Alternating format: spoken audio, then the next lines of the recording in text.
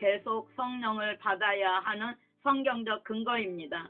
성령님은 믿음을 통해서 우리 속에 내주하십니다. 갈라디아서 3장 1절에서 5절이 이 내용을 잘 설명하고 있습니다. 그러나 믿음을 통해 성령님이 내주하신 신자도 계속적으로 성령님의 충만을 받아야 합니다. 그 성경적 근거를 아래 5가지 구절을 통해 살펴보고자 합니다. 1. 갈라디아서 3장 1절에서 5절입니다.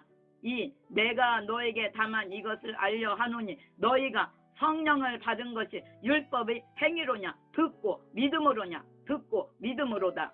5. 너희에게 성령을 주시고 너희 가운데서 능력을 행하시는 이의 일이 율법의 행위에서냐 듣고 믿음에서냐 듣고 믿음에서다.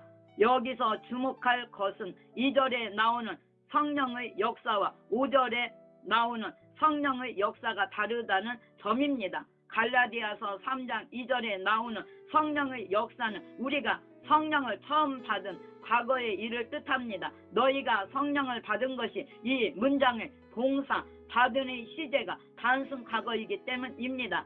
헬라어에서 단순의 과거는 과거에 일어난 사건 중에서 정적인 행동을 말합니다. 즉, 위 2절은 과거의 어느 한 시점에 성령을 받은 것을 뜻합니다. 문맥적으로도 예수를 믿을 때 성령을 처음 받은 것을 의미합니다. 그런데 갈라디아서 3장 5절은 너희에게 성령을 주시고 너희 가운데서 능력을 행하시는 이의 일이 율법의 행위에서냐 듣고 믿음에서냐. 이 문장의 동사 주시고 행하시는 은 둘 다 현재형입니다. 헬라어에서 현재 시제는 현재의 지속적 행동을 가리킵니다. 헬라어의 현재형은 영어의 현재 진행형이라 할 수 있습니다. 5절은 2절처럼 과거의 한순간에 성령을 받은 것이 단순 과거 시제 아닙니다. 5절은 하나님께서 그 이후로 반복적으로 지속적으로 성령을 주시는 것을 뜻합니다. 즉 5절은 우리가 예수님을 믿었을 때 성령님이 내주하기 시작하셨는데 그 내주하신 성령님이 그 이후로도 우리 속에서 계속적으로 임하시고 우리 가운데서 능력을 행하신다는 뜻입니다. 이렇게 성령님은 처음에 우리가 믿을 때 내주하신 이후로 계속해서 우리 가운데 능력으로 임하시는데요. 우리가 신학적으로 그것을 맡고 있다면 하나님의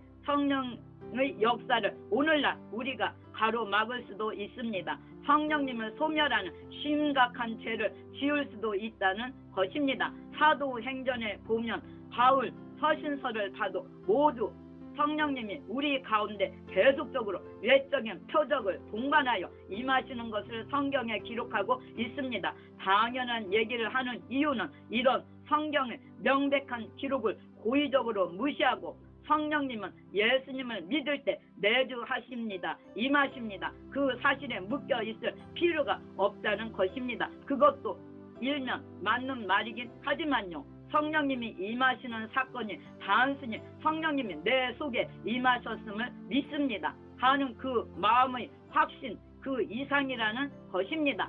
기사와 능력으로 눈에 보이는 표적으로 나타났던 경우가 성경에 계속 나옵니다. 더 큰 은사를 사모하라. 그러므로 1. 믿음으로 성령이 내주 역사하심을 믿는 것도 필요하지만 동시에 이 성령님을 계속 충만하기까지 사모하는 것도 중요합니다. 성경의 일면만 보지 말고 두루두루 보자는 것입니다. 갈라디아서 3장 2절이 1. 믿음으로 성령님이 내주 역사하심을 설명하고 있다면 갈라디아서 3장 5절은 이 성령님을 계속 우리 가운데 역사하심을 설명하고 있기 때문입니다. 둘 다 보아야 한다는 것입니다. 이 에베소서 1장 17절에서입니다. 에베소서 1장 17절 우리 주 예수 그리스도의 하나님 영광의 아버지께서 지혜와 계시의 영을 너희에게 주사 하나님을 알게 하시고 바울이 에베소 교인을 위한 기도 내용인데요. 이미 교인들이 예수님을 믿어서 성령님이 내주하고 계신 상태였지만 바울은 그들을 위해 기도하기를 지혜와 계시 성령님을 너희에게 주사 하나님을 알게 해달라고 기도하고 있습니다. 이것은 예수님을 믿고 성령님의 내주하심을 체험한 성도들이 계속적으로 성령님을 받는 것이 지극히 정상적임을 뜻합니다. 사실 오늘날 우리에게 절실히 필요한 기도가 바로 이것입니다. 하나님 지혜와 계시 성령님을 우리에게 부어주셔서 우리로 하나님을 알게 하소서. 이것이 우리가 드려야 할 절박한 기도입니다. 우리 삶의 승리를 위해서도 이런 성령 충만을 계속 구하는 신앙은 성경적입니다. 믿음으로 성령님의 내주함을 믿는 것, 이것으로 모든 성령론은 끝. 이러면 안 됩니다. 3. 데살로니가 전서 4장 7절에서 8절입니다. 하나님이 우리를 부르시면 부정케 하심이 아니요 거룩케 하심이니 그러므로 저버리는 자는 사람을 저버림이 아니요 너희에게 그의 성령을 주신 하나님을 저버림이니라. 문맥을 볼 때 데살로니가 전서 4장 1절부터 성적인 거룩함에 대해 말씀하고 있습니다. 바울은 지금 데살로니가 교인들이 성적 부도덕을 피할 것에 대해 말하면서 하나님이 우리를 부르신 것은 거룩함을 위함이라고 말씀합니다. 그때 이 거룩한 명령을 저버리는 자는 사람을 저버림이 거부, 경멸 아니요 하나님을 저버리는 것이라고 말하는데요. 너희에게 그의 성령을 주신 하나님을 저버린다. 이렇게 표현하고 있습니다. 여기서 주신 헬라어는 현재형입니다. 그래서 영어, 한국어로 현재 진행형으로 해석해야 맞습니다. 왜냐하면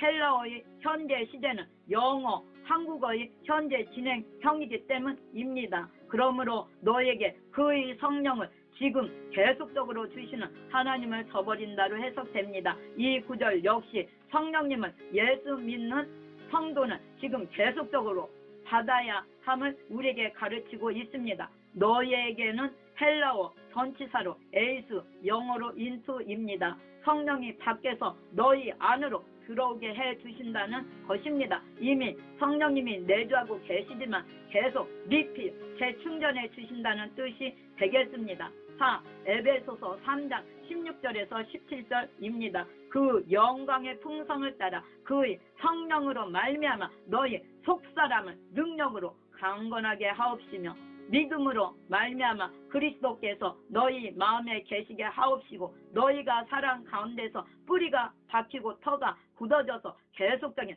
성령 충만을 구하는 것은 성경적입니다. 이 구절은 에베소서 1장 17절과 더불어 바울의 기도입니다. 그가 기도하기를 성령님을 통해 에베소 성도들의 속사람을 능력으로 강건케 하심을 기도합니다. 여러분, 우리도 바울을 본받아 우리 속사람이 능력으로 강건케 되기를 기도해야 합니다. 여러분, 성령을 받기를 기도하시는가요? 능력을 받기를 기도하시는가요? 내게 성령님이 내주하고 계시니까 성령님의 능력을 구하는 기도할 필요가 없다고요? 안 됩니다. 예수님은 성령님을 구하라고 하셨습니다. 너희가 악할지라도 좋은 것을 자식에게 줄 알거든 하물며 너희 하늘 아버지께서 구하는 자에게 성령님을 주시지 않겠느냐. 지금 바울은 무릎을 꿇고 기도하고 있습니다. 이러함으로 내가 하늘과 땅에 있는 각 족속에게 이름을 주신 아버지 앞에 무릎을 꿇고 비노니 당시 유대인들은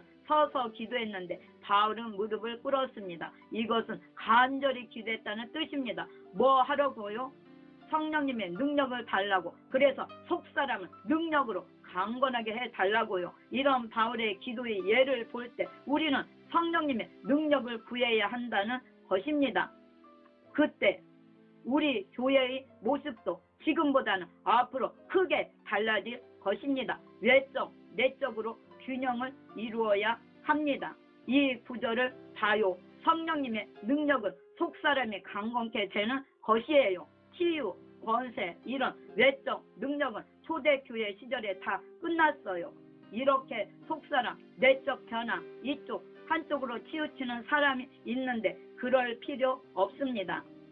이 구절에서는 바울이 내적 변화를 강조했지만 다른 구절에서는 외적 능력도 강조했으므로 우리가 균형을 잃지 말아야 하겠습니다. 갈라디아서 3장 5절 등에 나오는 능력은 또한 성경에 나오는 대부분의 성령님의 능력이 그렇듯이 외적인 가시적인 능력입니다. 내적, 외적 둘 다 성령님의 역사입니다. 지금 이 설교문이 맥은 성령론에 대해 일부에서 강력히 주장하는 바 우리가 예수님을 믿을 때 믿음으로 성령님이 내주하심을 이미 받았다는 것입니다. 나아가 그러므로 더 이상 성령님을 구하거나 사모할 필요가 없다는 것입니다. 아니 이미 성령님이 내주에 계시는데 무슨 또 별다르게 성령님을 구하느냐는 논리입니다. 그 한국 교회의 전통적 성령론의 일면적 진리를 이 설교문이 보완하고 있습니다.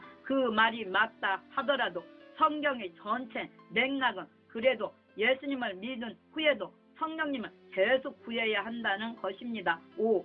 요한복음 3장 34절에서입니다.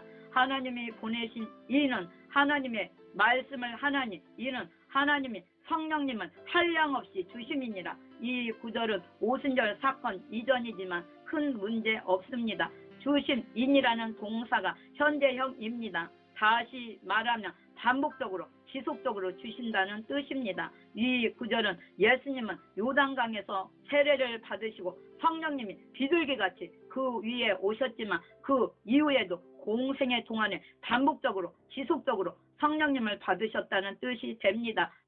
예수님이 일어섰다면 하물며 우리랴요. 오늘날 우리가 예수 믿을 때 성령님이 내주하셨으니 그것으로 끝이다 해서는 안 된다는 말입니다.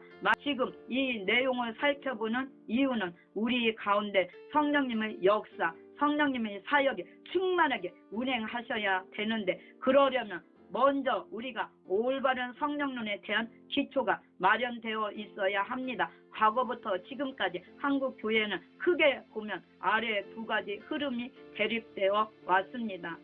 1. 우리가 예수님을 처음 믿을 때 성령님이 내주하시기 시작하십니다. 그러나 그 이후에도 이 성령님은 계속적으로 지속적으로 반복적으로 우리에게 충만히 임하여 주십니다. 강론의 세부적 설명이 나누어지겠지만 큰 원리는 이렇습니다. 한국에서는 지금까지 1번만 강조해온 경향이 주류를 이루어 왔으나 앞으로는 2번도 동시에 강조해야 한다는 점을 위해서 인용한 5가지 성경 구절을 통해 살펴보았습니다. 우리가 믿음으로 성령님의 내주하심을 믿고서 그 성령님이 지속적으로 계속적으로 우리 가운데 역사하시도록 더욱 사모하고 기다리는 가운데 내적 외적 성령님의 사역이 더욱 풍성해지기를 기대합니다. 덧붙여서 한 가지 특별히 데살로니가 전서 4장 7절에서 8절이 오늘 우리 시대에 꼭 필요한 말씀이라고 봅니다.